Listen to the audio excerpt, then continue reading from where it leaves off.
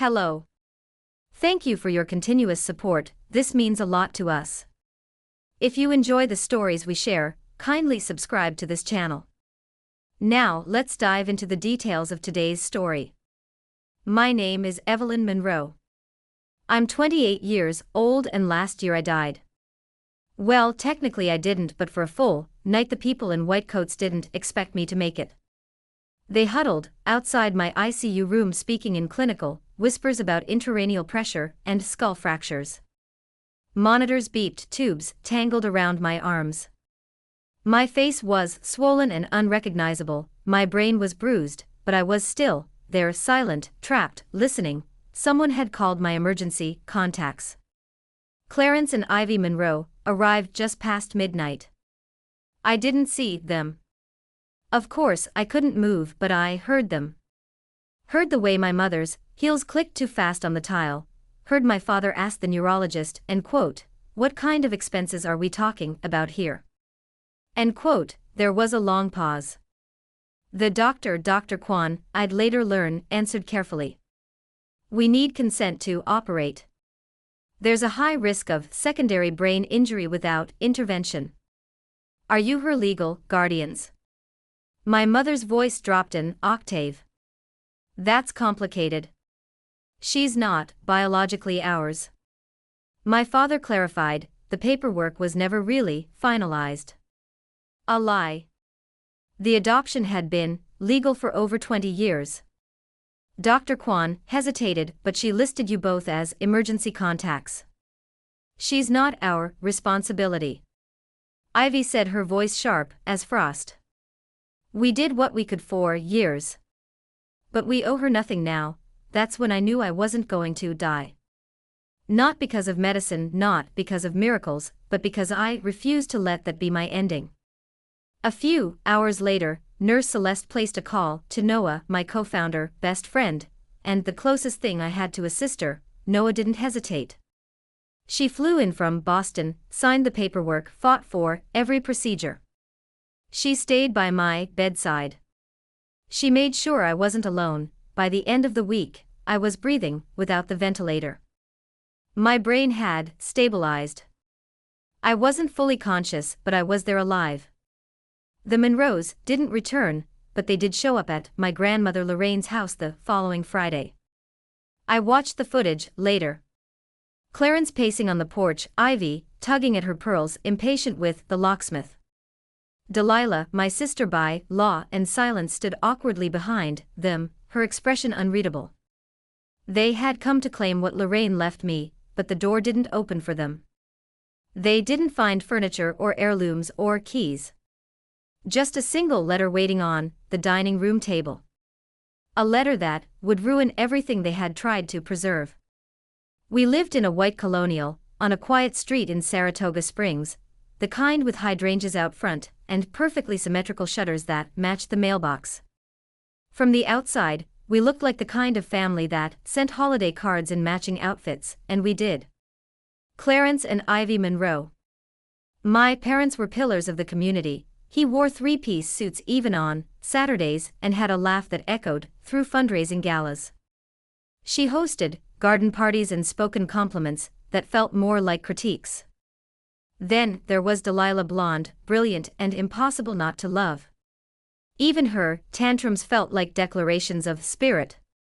I was the quiet one, the rule follower, the one who color-coded her folders and said please without reminders.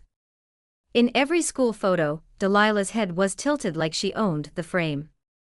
Mine was always slightly off-center, smiling just enough. Delilah got the bigger bedroom. She got the last cookie. She got the seat by the window on every family vacation. My artwork was filed in drawers. Hers lived proudly on the refrigerator until the tape gave out. Once I asked why she always picked the restaurant on Friday nights. "Your sister needs more encouragement," Clarence had said. "You don't." When I won the regional spelling bee in 5th grade, Ivy barely looked up from her tea. "Of course you did," she said. "You always do well." I used to think that meant I was their favorite. That being easy, reliable, efficient meant I was loved. But love shouldn't feel like performance. The truth came when I was 12.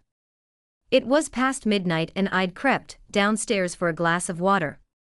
Their voices drifted in from the kitchen, sharp, tense. "You've always favored Delilah," my mother snapped. "It's like you're trying to make up for the fact that Evelyn's not really yours." "She's not yours either, Ivy," my father replied. We agreed we'd never treat her differently. The glass slipped from my fingers and shattered on the tile. Silence, then footsteps. I ran to my room and dove under the covers just before Ivy opened the door. She stood there for a moment, watching, then closed it without a word. The next morning, I stirred my cereal, slowly waiting. "I heard you last night," I said. Clarence didn't look up from his paper. Ivy poured her coffee. "I know I'm adopted." There was a pause. Ivy smiled, that tight, immaculate smile that never reached her eyes. "Don't be ridiculous, Evelyn. You must have dreamed it." And that was that. No confirmation, no denial. Just gaslighting and breakfast as usual. It was the day I learned truth mattered less in our home than the performance of it. After that, I tried harder to be perfect, harder to be needed, harder to earn what should have been unconditional. Because if I couldn't be loved for who I was, maybe I could be kept for what I achieved. After that night in the kitchen, I became obsessed with achievement. Not just good grades, perfect ones, not just trophies, state titles. I didn't just want my parents to notice. I needed them to look at me and see something they couldn't dismiss. I graduated top of my class, gave the valedictorian speech in a crisp, navy blazer Ivy picked but never complimented. I got into MIT full ride. When I called home, Ivy said, and quote, "Well, you always were efficient." End quote. At graduation, they came. Clarence clapped exactly 3 times during my speech. Ivy wore sunglasses the entire ceremony, even indoors. They smiled for the camera, shook hands with my professors and left early for dinner reservations with Delilah. It didn't matter. I was building something bigger than their approval. At 22, I co-founded a health tech startup with Noah, my best friend from undergrad.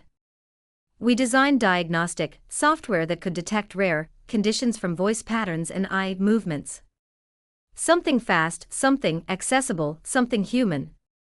The company took off. Investors panels features in Forbes. My parents attended the launch gala.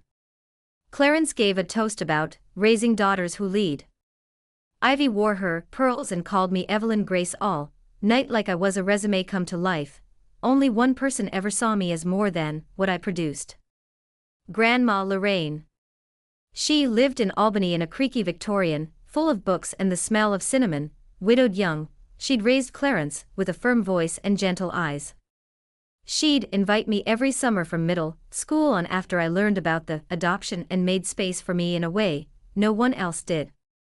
"You read like your mother," and quote, she said once, handing me a tattered copy of Jane Eyre. Always lost in thought but fiercely bright. I asked who my mother was. She paused, then said, and quote, "Someone who loved you very much but wasn't ready. Someday I'll tell you everything." Someday kept getting delayed. End quote. Then came Thanksgiving. 3 years ago, we were all there. Me, Delilah, Clarence, Ivy, and Lorraine, who'd grown thinner but no less sharp. The conversation turned to my company's series of funding. Lorraine beamed. "I always knew Evelyn would do something extraordinary. She's always been determined to prove herself," Ivy replied, sipping her wine. I stared at her. "Is that what you think I've been doing?" "Isn't it?" Clarence said. "Most adopted children go through a phase of overachievement. It's common." Delilah dropped her fork. I set my napkin down. "You denied it for years." "We thought it was better that way," Ivy said, already moving on to the cranberry sauce. Lorraine slammed her hand on the table. "That's enough, Ivy. But it wasn't. I stood. My voice shook. You never wanted me. You wanted a daughter who made you look good, not one who needed you. Then I left. I didn't call. I didn't return messages. I changed my number. Lorraine was the only one I still saw every Sunday without fail.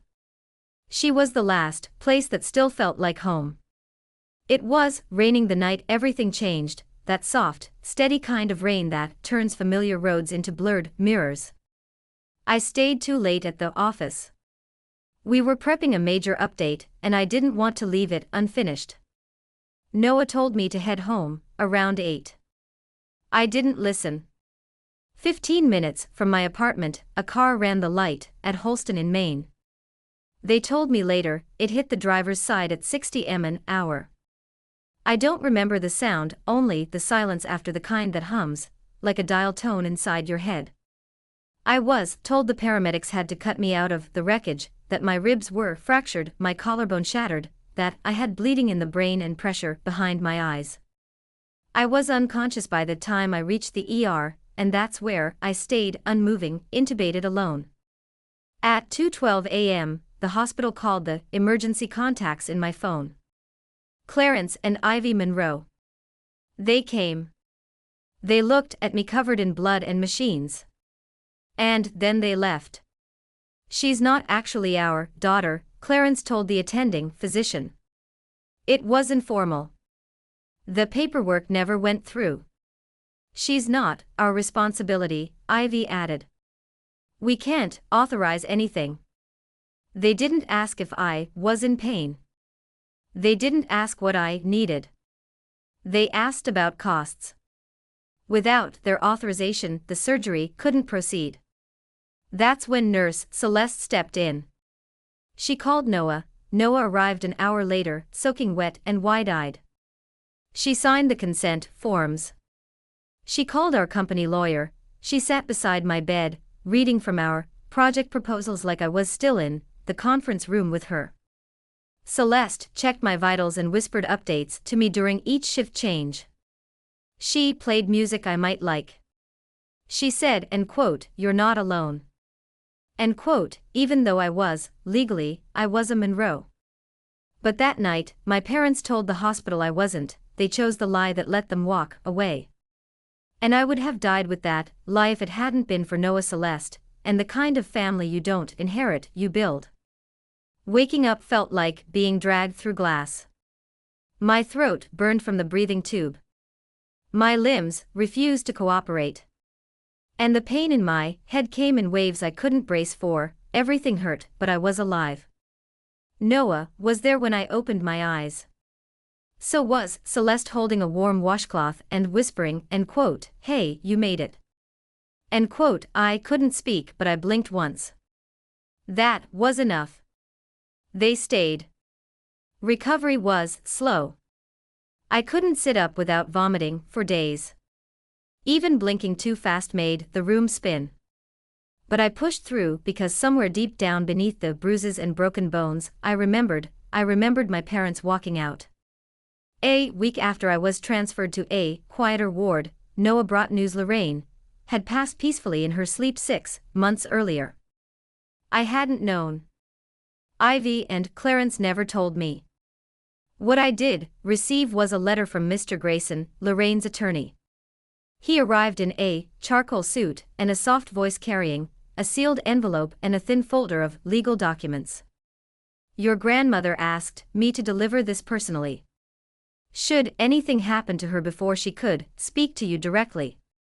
Inside the envelope was a letter in Lorraine's handwriting.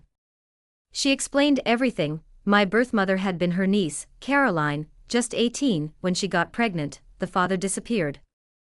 Lorraine offered a solution: adoption within the family. Her son Clarence and his wife Ivy had been struggling to conceive. It seemed like fate. What she hadn't foreseen was that Ivy would become pregnant with Delilah just weeks after taking me home. 2 infants, one theirs, one not. Lorraine had watched the distance grow over the years. She'd confronted Clarence about it more than once. He always promised to do better. They never did. The adoption had been fully legal. Every paper filed, every document signed. I was theirs in name and law, they knew. But knowing and accepting aren't the same. Mr. Grayson slid a second envelope across the tray table. They've filed for emergency conservatorship. He said they're claiming you're mentally unfit to manage Lorraine's estate. I stared at the name on the petition. Evelyn Monroe, respondent. They'd left me to die. And now they were trying to take what she left me. Not for love, for power.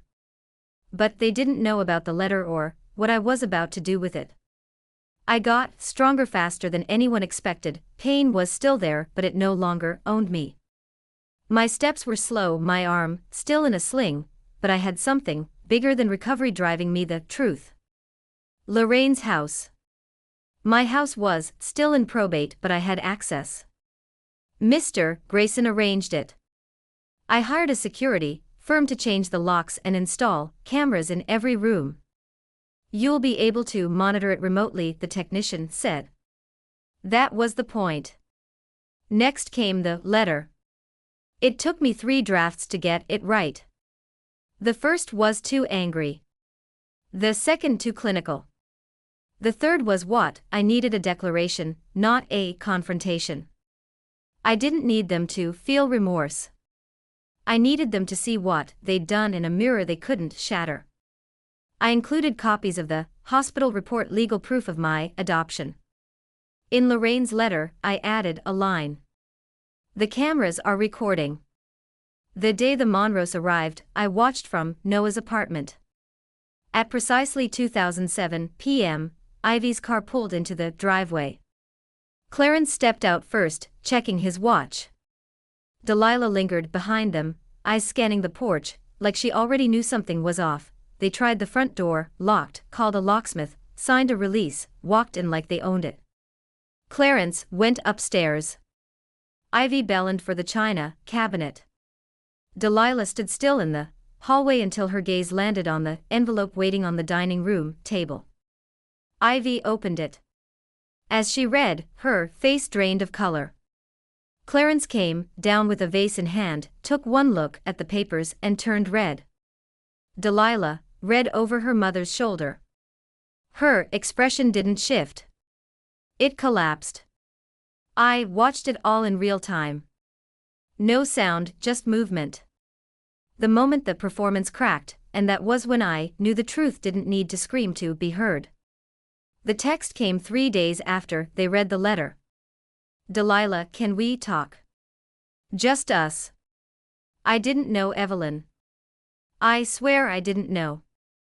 I stared at the screen for a long time before answering. Tomorrow 10 a.m. Cambridge Street Cafe.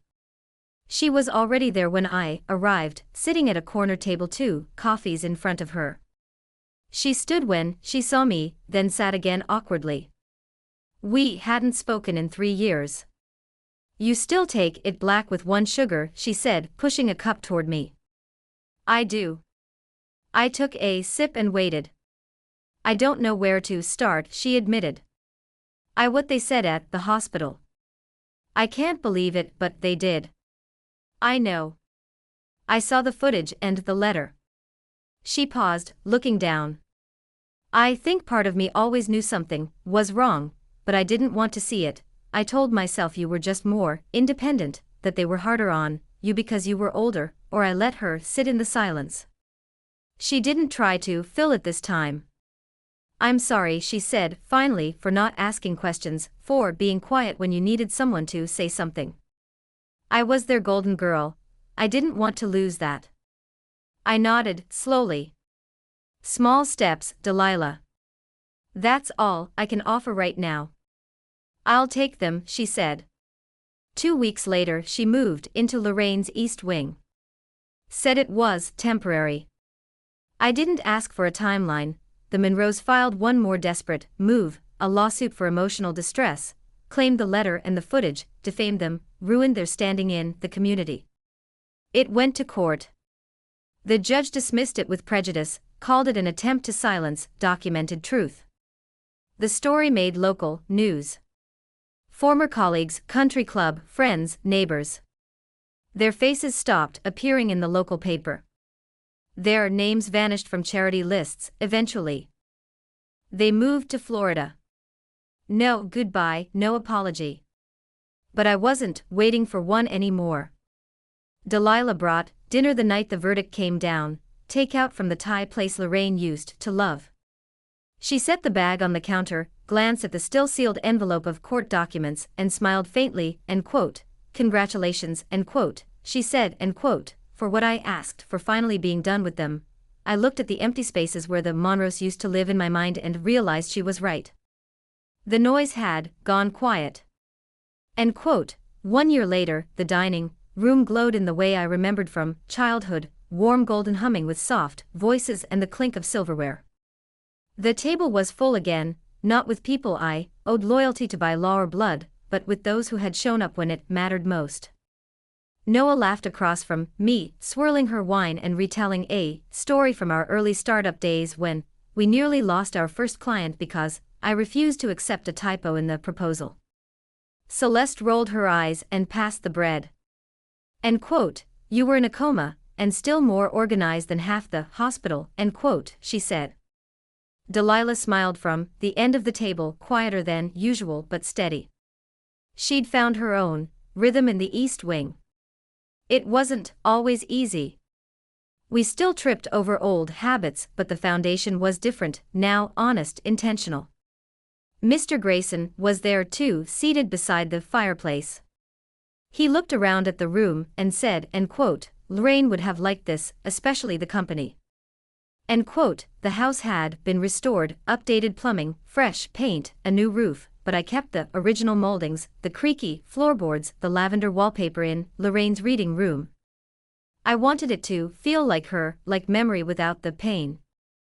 Upstairs, my office was no longer filled with startup prototypes. Now it housed sketches and notes for a new project, Bridge Voice, a communication tool for patients with brain injuries who couldn't speak but were still aware. We were testing eye tracking patterns and neural responses, anything that could help doctors understand when someone was still inside. I knew I said once to Noah, I was still there. I just couldn't make them see it.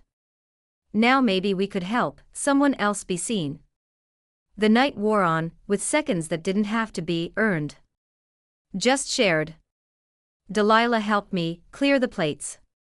Celeste stayed to help box up leftovers. Grayson left with a wave, promising to return next Sunday. Noah hugged me like she always did, tight and certain. Later, when the house was quiet, I stepped out onto the porch. Fireflies blinked lazily across the yard, like they always had when I was a girl, curled up beside Lorraine on the swing. End quote, "Room for one more?" End quote, Delilah asked behind me. I nodded and she sat beside me. We didn't speak.